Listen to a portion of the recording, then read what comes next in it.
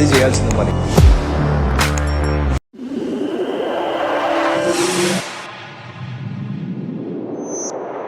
ಇವತ್ತು ಗೆಸ್ಟ್ ಯಾರಪ್ಪ ಅಂದ್ರೆ ಯಾರು? ಬೆಳ್ಳುಳ್ಳಿ ಕಬಾಬ್. ನಿಮ್ಮ ಅಪ್ಪ ಜೊತೆ ಕಳ್ತನ ಮಾಡ್ಕೊಂಡ್ ಬಂದ. ಅದು ಬ್ರೋ ಹುಡುಗರು ಅದೊಂಥರ ಬ್ರೋ, ಹುಡುಗರು ಮಾಡೇ ಮಾಡ್ತಾರೆ. ನಾನು ಮಾಡಿರ್ತೀನಿ, ನೀವು ಮಾಡಿರ್ತೀರಾ. ಅರ್ಥ ಆಯ್ತು ಅನ್ಸುತ್ತೆ.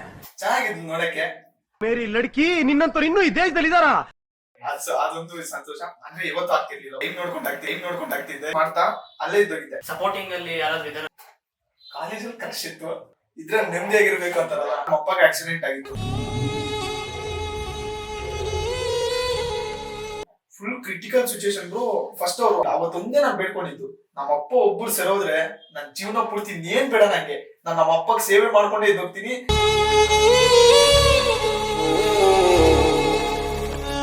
ನಮ್ಮಮ್ಮ ಅವತ್ತು ಪೂಜೆ ಮಾಡಿದ್ರು, ನಮ್ಮಮ್ಮ ಆಶೀರ್ವಾದದಿಂದ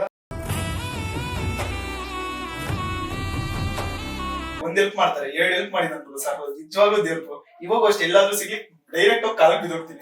ನನಗೆ ಎಷ್ಟು ಚೀಪ್ ಅನಿಸ್ಬಿಡ್ತು ಅಂದ್ರೆ ಥೋ ನಿಮ್ಮ ಮಕ್ಕ ಹೊಡೆದಂಗ್ ಹೇಳಿದ್ರು ನಿಂಗೆ ಹೇಳ್ತೀನಿ ಅಂತ.